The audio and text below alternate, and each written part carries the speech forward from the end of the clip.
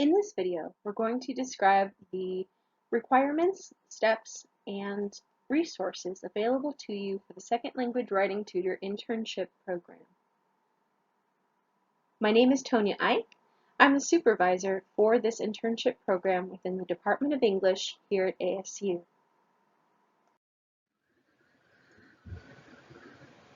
For the orientation, the brief overview that we'll be going over are introductions to the project itself, a little bit of history about the internship program itself, and what your work will look like over the course of the semester. First and foremost, we want to remind you that an internship is a form of self-study. You are responsible for initiating activities in this internship.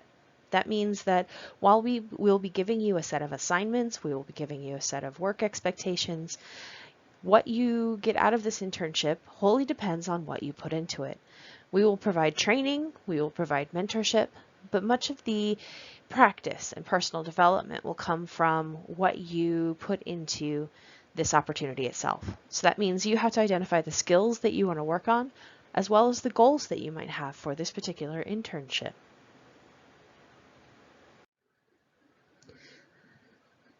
The Second Language Writing Tutor Internship was a response to teacher concerns that multilingual students were not receiving the support they needed in their second language writing sections of first-year composition. Now, this includes WAC 107, English 107, and English 108. They are courses that are meant to mirror everything that's happening in WAC 101, English 101, and English 102. But these sections have additional language support and specially trained teachers who have experience in second language writing, TESOL, second language acquisition, or working with students from different language backgrounds. These teachers have that experience, but because of the number of students that many teachers have, need additional support for their students.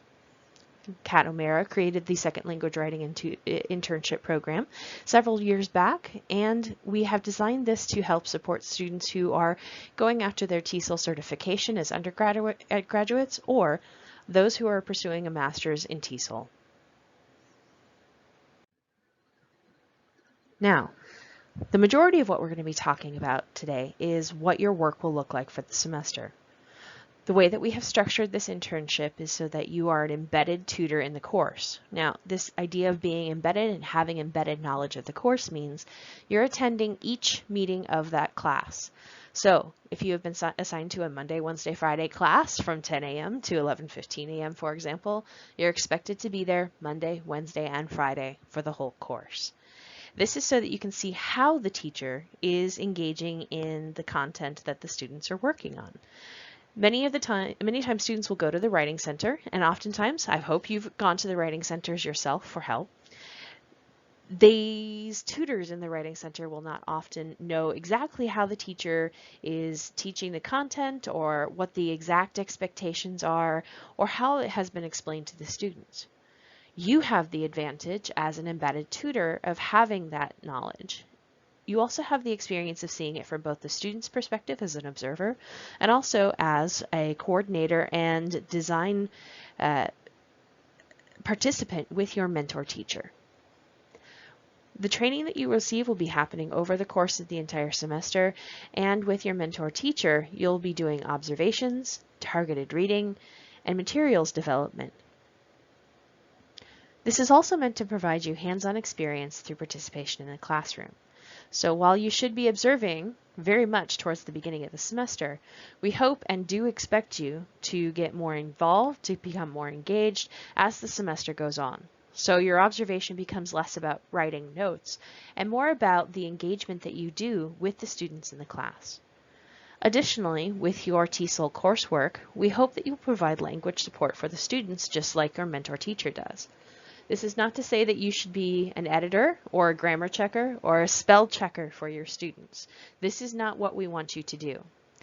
That is the job of an editor, and they can hire editors. What you are meant to do is to help them develop their ideas and become a better college writer. That is not necessarily through grammar instruction. But your knowledge as a TESOL certificate student or master's TESOL student is to help them understand how language affects that idea's development. You'll also be spending time providing feedback on student work. While you will not be the one grading, you should be the one who is able to give comments, participate in their online discussions. If there's any sort of other methodologies that your mentor teacher uses in the classroom to help students better understand content, these are the things that they may ask you to do.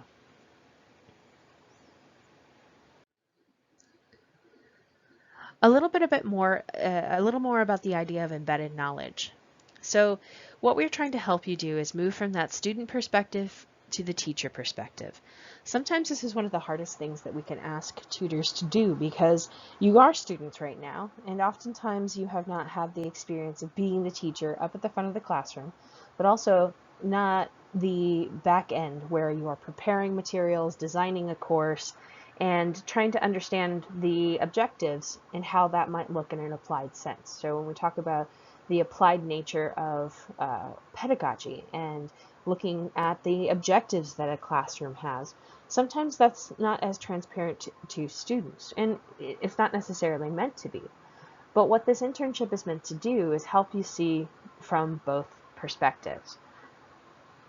It's also giving you a chance to see students' interactions with the course content. Now, you were a student in these courses at one point yourselves, so you have the experience of kind of saying, okay, here's how I understood it at the time. This gives you an opportunity to see, okay, are they being quiet for any number of different reasons? And what does this silence mean in the classroom? Or you can see what topics students respond to. Or you can see where their confusion lies in certain ideas or expressions of ideas. This is really important because oftentimes our perspectives as students are not necessarily the way that is really happening in the classroom. So we have to do a little bit more looking. We have to do a little bit more engaging. We have to do a little bit more questioning to find out exactly what is happening for students in this particular space. It's not that we want students to necessarily get it the first time, but what we want them to do is struggle a little bit. We want them to see this as a challenge. We don't necessarily want to give them too much of a challenge because that stops the learning. But we want to make sure that they're engaged. We want to make sure that they're seeing something new and different, but also seeing something that can connect to the work that they're doing in their other courses. So sometimes this may not seem apparent right away, but we have to watch not only the interactions in the moment, but over time. We're also getting a chance to observe how your mentor teacher creates their materials and content, as well as presenting that to the students. Oftentimes we talk about a teaching style, and part of what you'll be working on this semester is thinking about what your teaching style is and how you want to apply that to your approaches in the classroom in the future. Oftentimes we think about a mentor teacher showing us exactly what we need to do, but you also might consider the things that you would change. What are the different ways that you would present materials and why? What different content would you show the students or have the students engage with and why? This is meant to give you an idea of what teaching looks like. Talk to your mentor teacher about their choices. Talk to your mentor teacher about the ways they may have presented this material in the past or might hope to do it in the future. This is a way for you to kind of see from an expert that work that they do that is not necessarily quantifiable but qualifiable. Now, we also want to give you a chance to think about the materials and content that you might create in response to student needs. You're getting to see all sides of the classroom. So you might develop study guides, you might develop checklists, you might create something that students can use to better help them with the work of the classroom. We hope that you become responsive to the students' needs, and we hope that you take the initiative to create something, to develop something, and to help the students that you work with, whether it's in class, in conferences, in activities, or in their homework.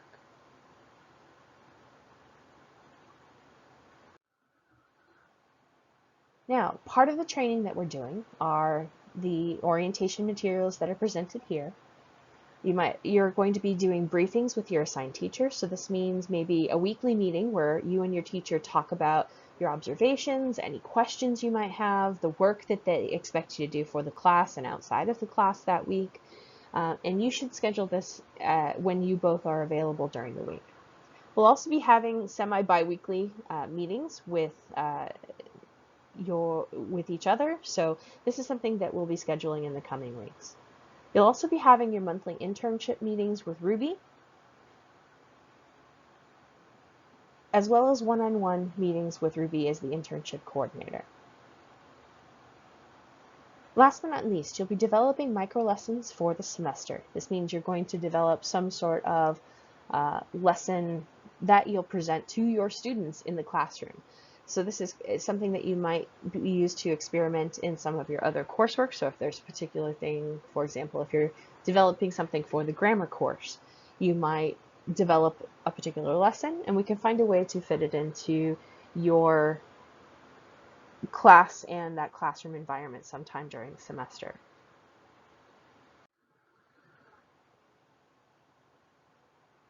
What we'd also like to talk about specifically are the main big components of what you'll be working with. The first one is the ethnographic field notes that you'll be taking for each class. Now, there is a link here that you can follow to go look at different examples of field notes and how that might look, but essentially your notes are your organization. They're yours. You'll be either scanning them, so if you handwrite your notes, or you'll be uploading those into your online portfolio at the end of the semester. But these notes are meant for you to help you construct your reflections for each week, as well as the internship reflection that will be due at the end of the semester. Most importantly, you want to remember that you are an observer participant. You're not going to be just sitting there observing the entire time. So you should think about when they're working on group activities, when they're engaging in workshopping, you should be walking around. You should be engaging with students. You shouldn't just be sitting there. You are not active. You're meant to be active, not just passive. Pardon me. So think about the meaningful moments and how they are sequenced. You don't want to be going minute by minute, here's what we did. But what are the big moments? What are the things that you're noticing? What are the trends? What are the things that maybe the teacher didn't notice that you can ask about later? So these moments are meant to show you what's happening in a classroom, what are the things that are applying to different pedagogical theory, but you want to think about what the meaning of these moments are as the observer, and what it might mean for you as the tutor, but also as a future TESOL professional. You also want to remember to be taking field notes for your office hours and writing conferences. Part of your responsibility for this internship is holding at least one office hour each week, as well as participating in the students' project conferences, which will be happening at least 2 to 3 times this semester. You'll also be conducting one observation of another teacher's class. So sometime before fall break, we will be switching spaces, or if you are not able to switch with one of the other tutors, I will be coordinating with you and another second language writing teacher to observe their class. The point of this particular observation is so that you can see the different teaching styles of another teacher's course, how they engage with materials, how they engage with students. And it gives you kind of a different perspective on how the same sort of course materials might be presented. So again, this can be completed anytime before fall break, and the reflection of this observation would replace your regular weekly reflection, or will be a part of the weekly reflection that you participate in for your normal course. In preparing for your field notes and the observations of teachers in their classrooms, you want to think of code names to anonymize your teacher, as well as the students for public record. Again, you're going to be publishing your field notes and your reflections with your teaching portfolio at the end of the semester. So part of research is making sure that we protect our participants. And essentially what that means is anybody that we're observing, we do not want to cause them any harm or cause them to feel as though they have been exposed in any way. So you want to think of code names for your teachers and students for all of the work that you do for this internship. You want to talk to your teacher before the semester starts about the importance of how balanced they want your observation to be with your participation in the classroom space. Some mentor teachers want you to be fully active and fully immersed and walking around and engaged with students in much the same way that they do. Other teachers might actually have you observing more towards the beginning and getting more active towards the end of the semester. It depends on their teaching style, it depends on their mentorship style, so make sure that you are checking with them to see what that might look like. This also helps you prioritize your observations in their classroom. What should you be watching for so you know how to advise students?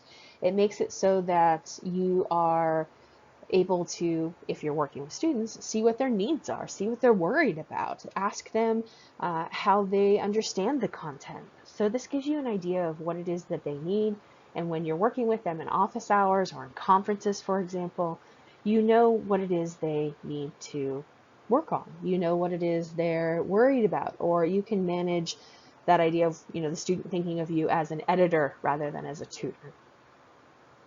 It's also important to ask your teacher if you can audio or video record, as well as the students. This is again something that we should get permission for, but it can also be very useful during the times you're writing your reflection, and especially when you're writing your final course reflection. Again, arrange for a time each week or as often as possible with your teacher to ask questions and check on the tasks they've asked you to complete or would like you to complete in the future.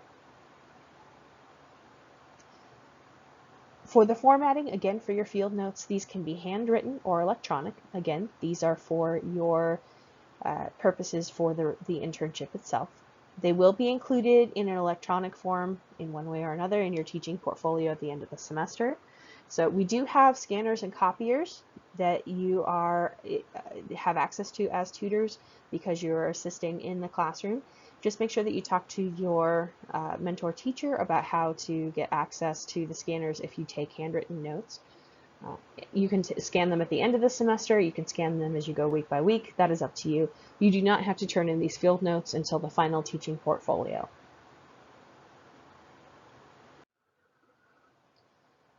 Specifically, the sorts of details that your field notes should include.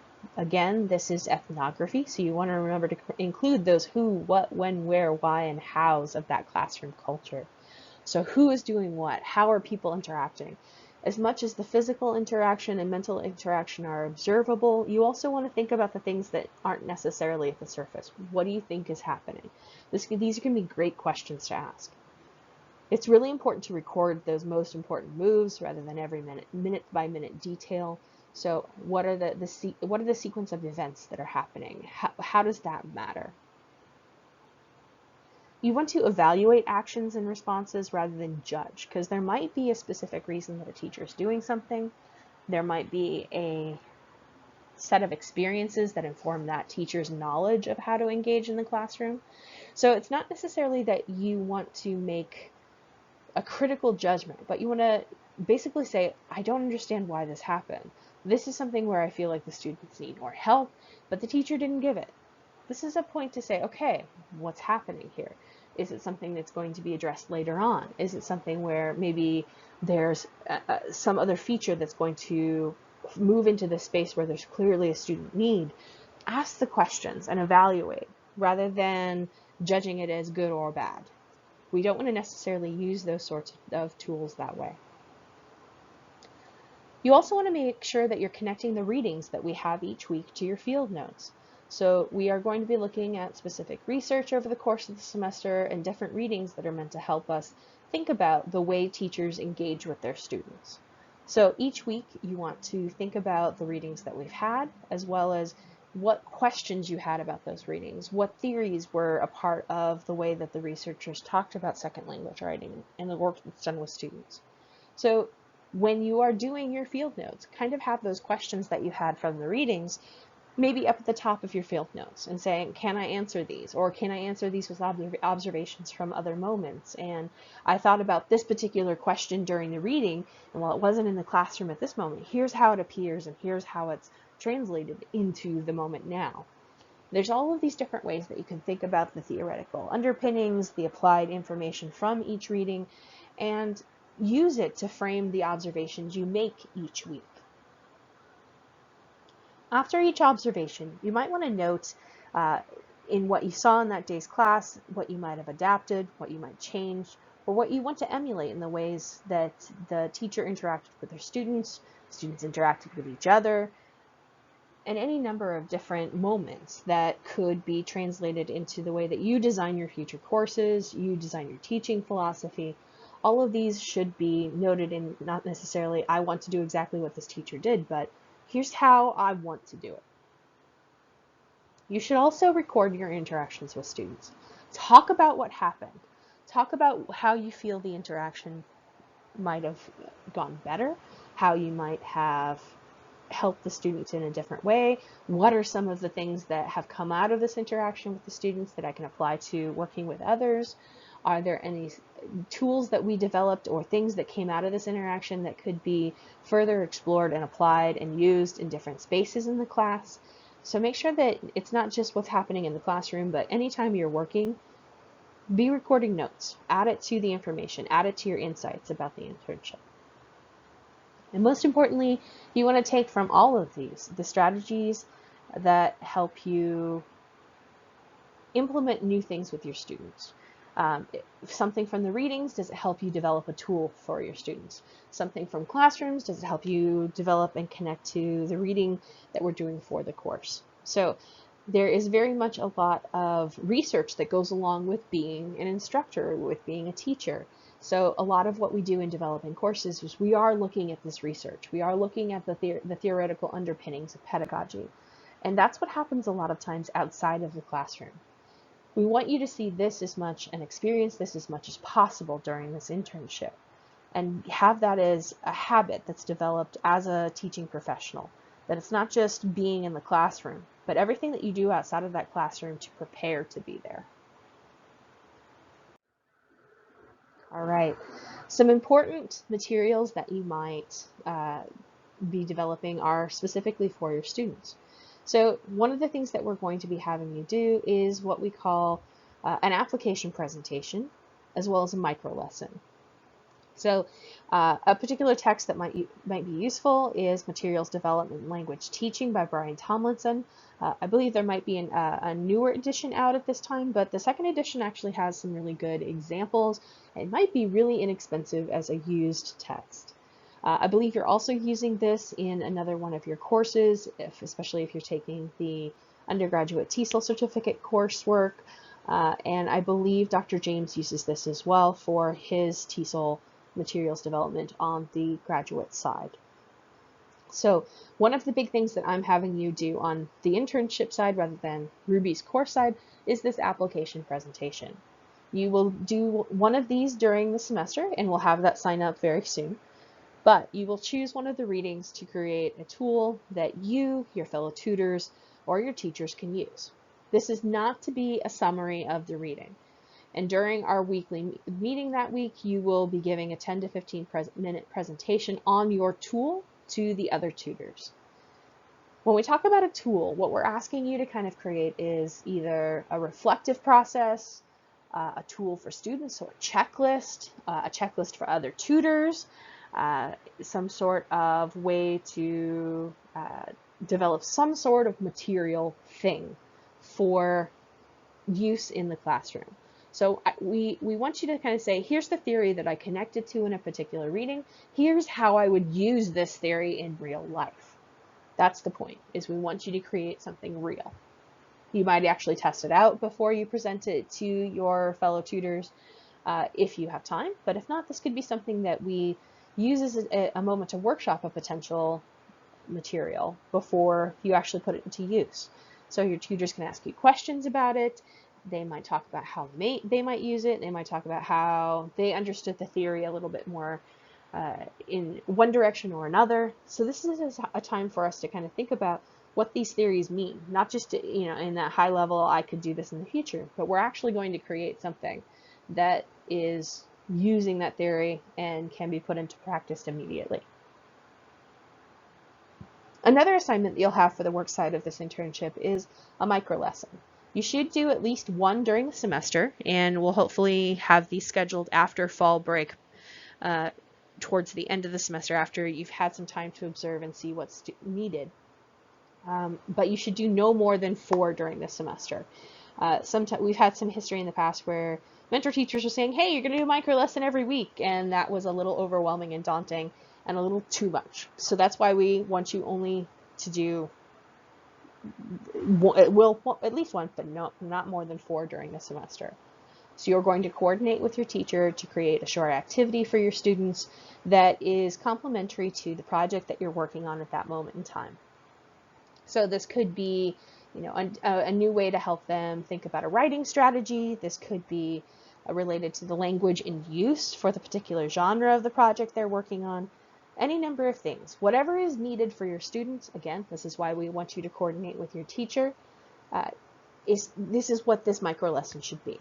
The micro lesson should be between 10 to 20 minutes. If it takes over the whole class time, that's happened in the past, but you should aim for about a 20-minute activity within the course of 1 classroom meeting. We will hopefully have these audio or video recorded. This is for you to go back and do your observation. If time permits, it will be observed by your mentor teacher and myself as the supervisor for the internship. So hopefully when you are doing your micro lesson, it is not a time that conflicts with my own teaching schedule. The observation that happens is something that we'll be giving back to you, so you can apply that to your reflection for the week as well. But this is a moment where you're developing something that you could potentially show to a hiring committee. The application presentation, again, is something else where you're creating a material that you could present to a hiring committee. And this will be a part of your teaching portfolio at the end of the semester. So part of this internship is we actually want you producing things for your students that also can be put into a portfolio to show a potential hiring school or hiring committee what it is you're capable of, and how you're thinking about these pedagogical theories that are so important to teaching, and shows them your alignment and how you will engage with their actual educational environment. So these are essential tools for you finding a teaching job after getting your certificate or getting your master's. You also want to think about creating additional materials. You are by no means limited in terms of creating materials, but always coordinate with your mentor teacher on creating, for example, worksheets for conferences that help guide the interaction, so it's not just a free-for-all and neither you nor the student know what to expect. Or you might create tools for your students that help them better understand how to do the work that they need to do for the course. So again, as I keep talking about, all this will go into your electronic teaching portfolio for the end of the semester. Your teaching portfolio will include the materials you've created, it will include your observation notes, it will include all of your reflections, it will include a teaching philosophy, it will include all of the materials that we've just kind of talked about here briefly, as well as kind of you showing your personality and introducing yourself as a TESOL professional.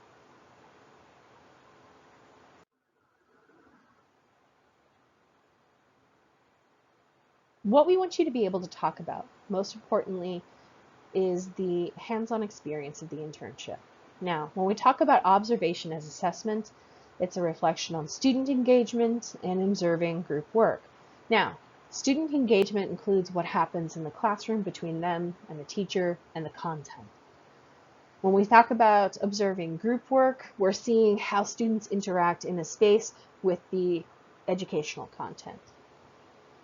So once during each major writing project, you should meet one-on-one with students in your class.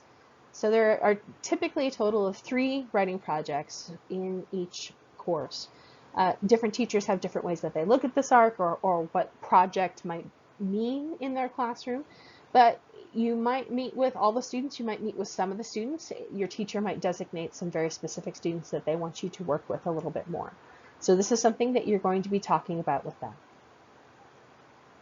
The fact that we're also going to be talking a lot about feedback and the nature of feedback with the readings that we'll have with this course, we do want you to engage in that written feedback process in student work. Now, this might mean providing oral feedback, so you're reading their work and working with them one-on-one, or you might be providing written corrective feedback on the students' work through Canvas. Again, talking about that idea of developing materials for the class or tutoring sessions. This is all a chance for you to experiment with what it means to actually develop materials. You might also develop some sort of study or conversation groups with your students.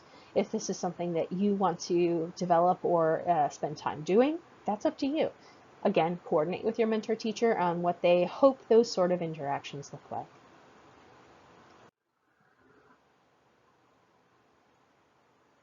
The job responsibilities for this internship should amount to 150 hours total for the work that you do in the semester. Now, this includes attending each class period for your assigned course, keeping and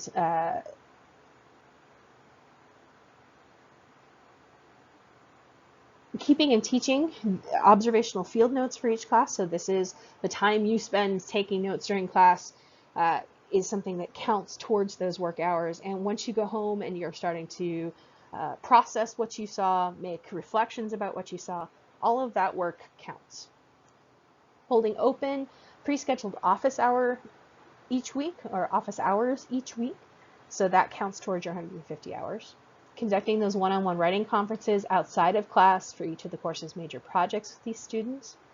Attending meetings, so this includes the monthly meetings with Ruby, the personal one-on-one meetings with Ruby, our semi-bi-weekly meetings, as well as any other work meetings that you have. So this includes meetings with your teacher you have each week to debrief or to go over the content.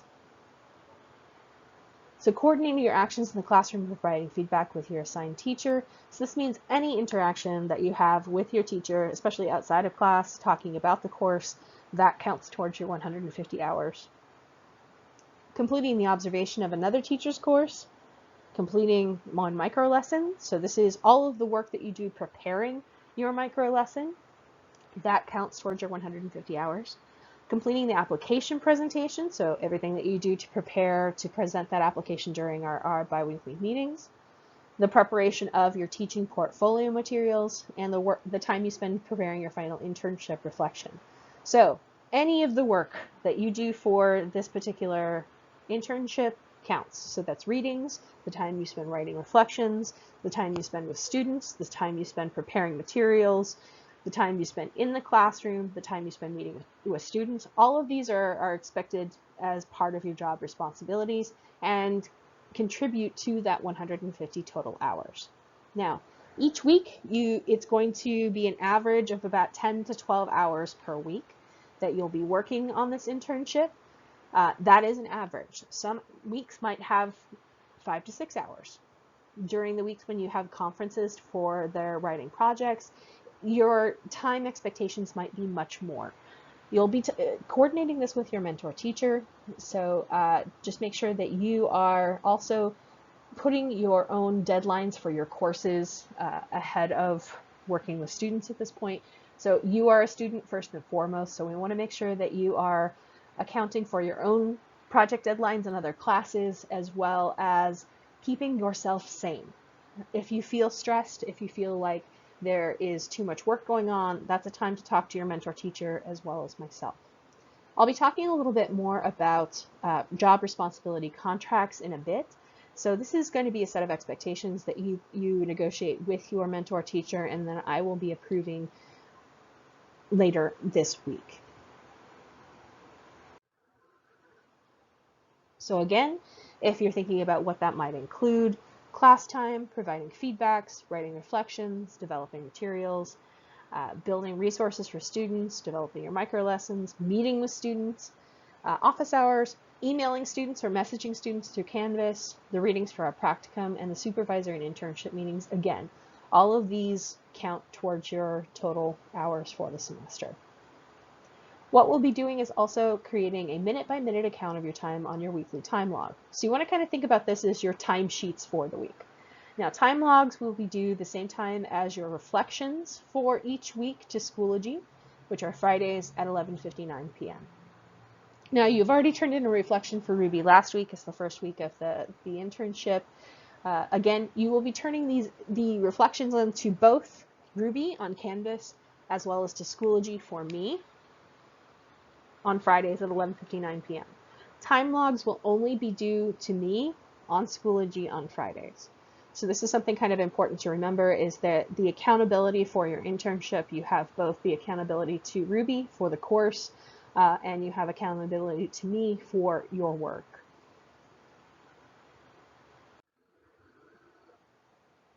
Again, these reflections that are due on Fridays, you'll turn them into Schoology and Blackboard.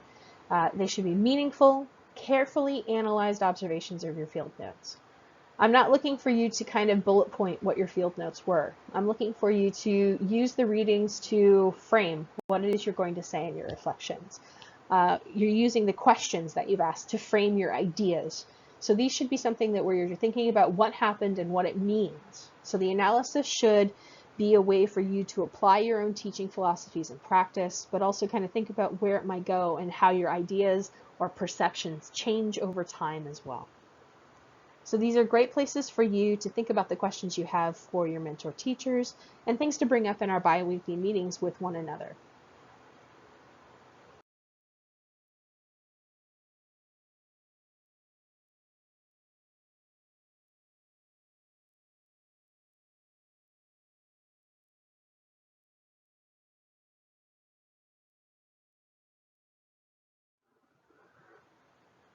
One of the readings that we're going to have and that you should use for this week's work is Matsuda et al., so Matsuda, Akardi, and Seikam.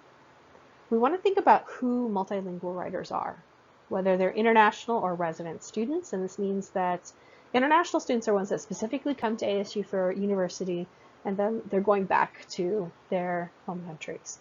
Resident L students are students who have lived in the United States for any number of years and are going to ASU as people who live in our community. So they're not people who are just coming to ASU for the degree and then leaving. They are people who are part of the community of Arizona, of Tempe, whatever that might mean. So they are folks that have a little bit more investment in this space. They might have different experiences with culture. They may have different experiences with education to international students, but they are still in some sort of need of language support at this point.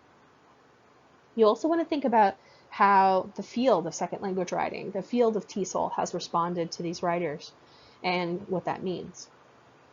We also want to think about how teachers have perceived and anticipated the needs of their students. Oftentimes we have teachers who have never worked with second language writers before, and they have these preconceived ideas about who they are, what they need, and how to fix and address those needs. But that may not necessarily be what's actually happening. We also want to think about what it means to structure courses for second language writers. Is it that we're looking specifically at language, or are we looking at idea generation and reasoning, or is there a combination of that? We also want to think about what the students' perceptions of their needs are and what their writer identities are, who they are, what are their experiences that have shaped their perception of participation in a writing classroom. So oftentimes when we talk about silence, or students are scared or they don't know what's going on, silence especially, and I love talking about this topic, has a lot of different meanings. So we want to kind of think about what that can do to the space, what that can do to an activity that you had planned. So all of these different things that occur. And oftentimes students come into our first year composition courses thinking that this is a grammar or a language course because that's all they've ever experienced. What we have to kind of think about then is thinking, okay, their needs, their perceived needs, are very different from their actual needs, and how that applies to going into the college spaces that they're going to be going into. So part of what Matsuda did was have this different set of questions that they asked teachers and looked at what happened between their classroom interactions and their projected approaches. And sometimes there were some big differences between what was projected and what was actual. So we want to have some time to spend with that particular reading over the next week. And what we'll talk about in our next meeting is what you found, how this reading applies to your own perceptions, how it applies to the way the teacher has evolved their perceptions over time, as well as what you're seeing when in your interactions with students. Now, there have been different responses in the field. 4Cs, for example, is the college composition and organization for the United States, and they have a statement on second language writing and writers. So what are the philosophies that kind of underpin all first-year composition across the United States? So it talks about those who should teach composition in the U.S. context. So what is the preparation for teaching second language writers? What sort of experience and background should they have? As well as the ideas that go behind placement and assessment. So this means that there are certain roles for advising and administration, but also what are the roles of teachers in assessing language as well as writing in those spaces. So I highly recommend you read the 2014 response. And CEAS is actually working right now to revisit and do any sort of revision that might be needed at this point. So watching that conversation this semester is going to be really important as well.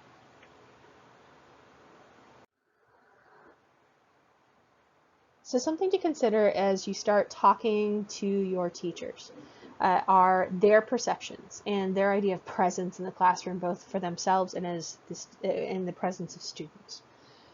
You might also talk to them about identifying multilingual writers.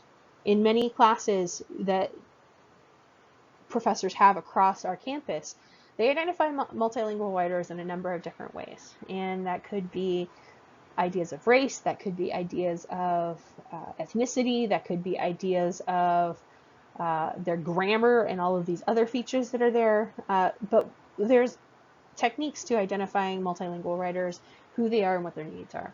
So think about how your mentor teachers do that, what it looks like, what it means. Also ask your mentor teachers about how they go about perceiving the needs of their students, as well as what are the practices that are needed to help the students best.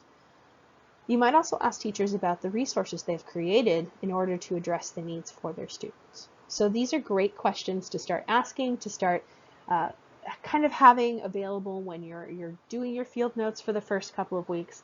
These are ways to kind of think about and start developing and looking at different things than you might have looked at before as a student.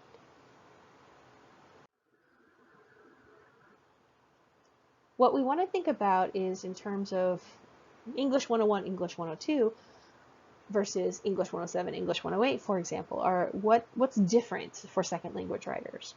So questions we ask are, how do teachers talk about developing courses for their students? So what is the difference? What are the steps that they take in order to address the needs of their students? You want to think about how your assigned teacher or your mentor teacher presents the aspects of their course and addresses those students' needs as a foundation for different aspects. And then thinking about how they test student needs. So for example, the first thing I do before I even meet my students is I have them complete a survey that talks about their experiences, how they feel about English, how long they've been learning English, how long they've been studying, what they feel confident in, the kinds of feedback they've gotten, what are they worried about. So I spend a lot of time doing this ethnographic survey analysis about what my students' perceived needs are. Then the first day of class, I take a sample writing. I start talking to them. I walk around during their introduction activities and icebreaker activities. I start listening to the way that they express their ideas, the things that they're worried about, the way they interact with each other, the way they seem to think they should be interacting in my class. All of this is a part of developing the process of understanding what those students' needs are, whether it's their perceived needs, the needs I perceive them to have, or the ones that we're negotiating them together.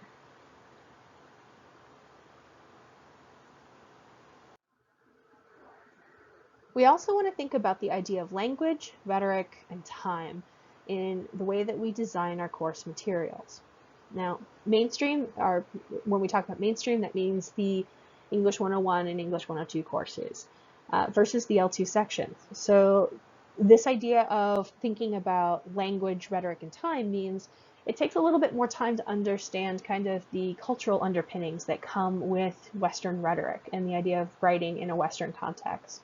There are social cues, there are expected ways of speaking, there's ideas of tone and register that may not necessarily be apparent to a second language writer. And so these are things that we cannot take for granted. So the things that we have been habitualized into, the things that we understand, this might not be something that is quite as apparent. So we have to question, we have to probe, we have to see what their understanding is.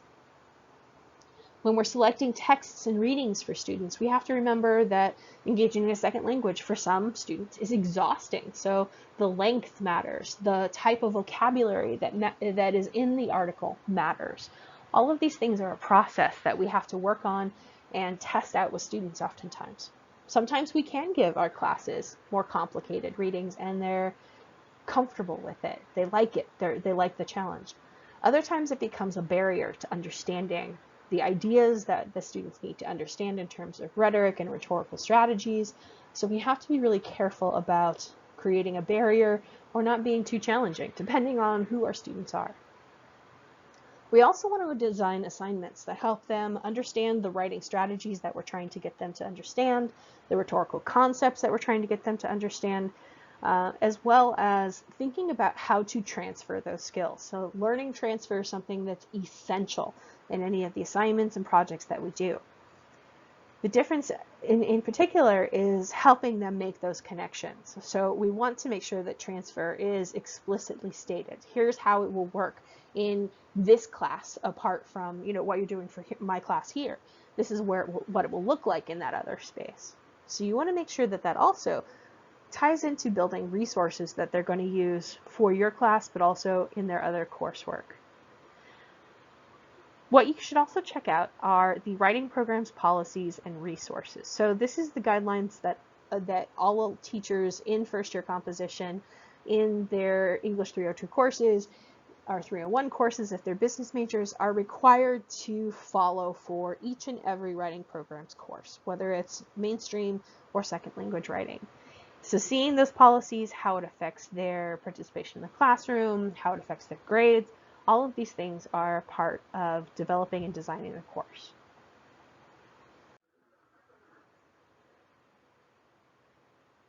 So some things that you should reflect on right now before we get into the semester in earnest is how you're going to approach your first several weeks. This is in terms of your observations, your field notes, your interactions in the classroom, your ideas for development, but also kind of developing a rapport with your mentor teacher. You should also take some theories and ideas from the Matsuda et al. Article into your work as a tutor. This idea of questioning your perceptions, identifying what your perceptions are right now, and seeing if they hold true after time. You might also think of some ideas from the reading that are worth working through, some things that you're not quite sure about, some things that you're not quite comfortable about. And then, what are any of the general questions you have about the internship and the work that we're doing for the internship? One of the first readings that we'll be completing as part of the internship work in your practicum is Thonus 2004. Now this is one of the foundational research studies that looks at tutoring and kind of peer editing review work that happens in writing centers and classroom contexts. Therese Thonus talks very much about how to reflect back on the context and our learners themselves. So this means we have to kind of think about what the class is, who the students are, and where they come from is in a contextual sense, as well as the individual and their identity. So we want to think about how to set the stage of being a tutor. This means you get to decide the level of interaction, how it is directed. Is it student initiated, so that the student being tutored, or is it tutor initiated or teacher initiated? And learning how to maintain that control and focus. It's also a time to reflect back on missed learning opportunities. Now, what we mean by missed learning opportunities is that when you think back about the interaction that you had with the student, what could have been done differently? What could you have explained in a different way? What was missed or misunderstood in the moment? And then thinking about how to retool the next interaction that you're able to have with a student. It also thinks about the idea of consistency over flexibility. Now, oftentimes we think there has to be only one set structure of engaging with students. That might be true, and it might be good to kind of have your own framework of approaching an interaction. But we also have to remember that each student has their own individual variability. So this can relate to turn taking. How do students give and take time in that space? How do tutors give and take time in that space? One of the big things that we might talk about over the course of the semester is the role of silence in an interaction with a second language learner. Just because sometimes it takes a little more processing time for a student to kind of think about, translate, understand, retranslate back, and come back into the conversation from one language to another, for example. Or is it something where there has to be a turn-taking process of waiting and adding to what the student is trying to do? There's also the idea of mitigation, and this is the levels of directness. Are we trying to get the students to hear what we're saying, or are we giving them the opportunity to learn and tell us how they understand something? That idea of student response, thinking about whether or not the student is expecting you just to edit their paper and tell them what to do, or are we asking them to be an active participant in the process of the writing interaction?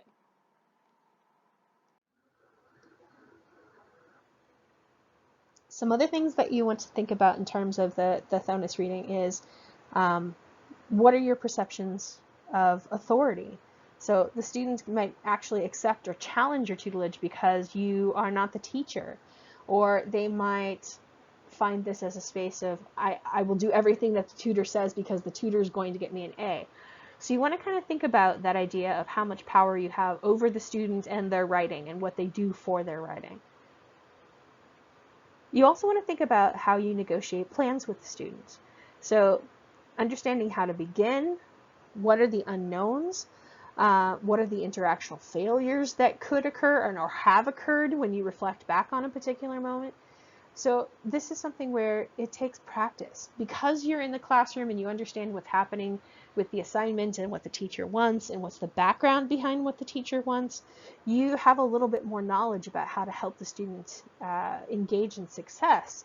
But at the same time, you may not be able to help that student understand what it is they need to succeed. So that might count as an interactional failure in some cases, but in others, it's a time for you to think, okay, that didn't work with that student.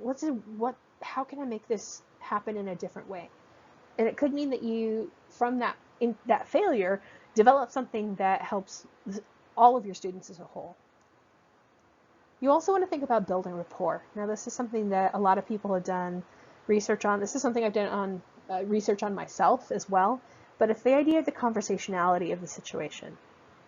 You want to have a structure so the students know what to expect. You want to position yourself as an expert, both before, during, and after the interaction, as well as get to know the students. So you're building a relationship with them. You're making a space where they feel comfortable, where they feel safe talking about their concerns, their worries, the things they think they're failing at. These are all, this is that part where you get to be not their friend, but their support structure. That's what teachers do. If you have a space where your students feel safe in those moments, you're succeeding. Building rapport is something where you don't want them, however, to take advantage of you. You're not their friend. You should not build a familiar relationship in that way. Again, this is about having the right balance of power, understanding their needs, and building a rapport. Now, the time that we take to do this also means that we're spending time outside of class, we're spending time with any number of students, we're engaging with them in conversations electronically. So we have to think about how much time being a tutor actually takes. So again, we say you have 150 hours. It might seem like that is a lot right now, but over the course of the semester, you're going to be engaging quite a bit, and there's a lot of intellectual time that you'll be developing to it. So remember, this context means balancing time with them, balancing time for yourself, and balancing their needs. Now, the interaction itself has a basic structure. So there are 3 steps that essentially should happen. The idea of detection, evaluation, and comparison. What this means is you're doing things, so you've developed kind of a worksheet students have to complete maybe before they come into a tutoring session that says, here are the things that I'm worried about, here are the questions I have, here's what I want you to check, and does it match what I need for this assignment? So that might be an example of detection, evaluation, comparison. So what it means is, you're developing something that finds out why the student's coming to see you, essentially. And if it's, office hours versus writing conference, office hours are more fluid. Well, a writing conference has a very specific goal. You're looking at their project. You're looking at the work that they have done and the work that they still need to do. Now, with that diagnosis and identification, you're looking at what the student says is their priority, their need for this project, and seeing if that matches with the writing that's actually in front of you. So helping them kind of think about the big issues with their paper. So again, the most important thing that we look at in these first year composition courses is not necessarily the language. We're looking at their idea generation. Can we understand what they're trying to say? Then we look at the language they have used to say, okay, how does that language support it? We think about and help the students understand the diagnosis. So what it is about their writing that masks their ideas, for example, and then identify ways and strategies they can use to make that idea more clear, to make their idea more rhetorically savvy. And then the language that they need to use in order to make that happen. So it's kind of a twofold process of what's the idea, what's the language in use. So then in the process of the writing conference, we're thinking about, okay, here's an example of what you've done. Here's how we can think about this idea in a different way. Here's a suggestion. So this is a way to execute it. And how will you take my suggestion and use it for your paper? So instead of saying, fix it to this, we want them to get to a place where they have to question the feedback that you're giving them and internalize it and then produce it themselves. So the correction comes not from you making the correction, but helping them negotiate the correction. So something else to kind of think about in terms of the consciousness raising is, asking the students if you can record. Can they record? And you have to kind of think about those boundaries together. It also helps you kind of reflect on the interaction later and remind you what it was that you needed to talk about when you follow up with students. So we want to make sure that we're not just doing one and done interactions with students, but we're thinking about what you talked about and how it applies to the work that they're doing later after the interaction, how they're doing with the work later in the next project. So you want to follow up with students to make sure that the information that you talked about actually took. And if it didn't, how are they going to address it? What's the work that we're going to be doing? So keep track, keep records, do audio or video recordings if the students are okay with it, and that can be really useful that way. So something that you should do this week especially is have a longer meeting with your mentor teacher. So in these teacher-tutor meetings especially, this is a way for you to start establishing your expectations. It's also a way for your teacher to give their expectations for the work that you're going to do for their classroom and their students. So what you want to ask them specifically are, how do you want to be, what do you want the environment to be like? So how do you want me to engage with your students? So what are the responsibilities? How do you want me to observe? How do you want me to engage with students in the classroom? But you should also think about how to engage with students outside the classroom as well. So for example, I very much do not want my tutor and my students emailing directly or having phone conversations. That is inappropriate. Electronically, they should engage via Canvas message, or they should engage in office hours or one-on-one meetings during those office hours. So there are specific responsibilities that the teacher might have. So should you be commenting on discussion boards? Should you be doing feedback on online documents? Should you have online office hours? Should you have different things that you're doing during each class meeting? So talk about what those things are. You should also talk about what the what you hope to get from your mentor, what kind of feedback, what kind of engagement you want to do. So in the meeting with your teachers, again, you're establishing the role of a tutor in context.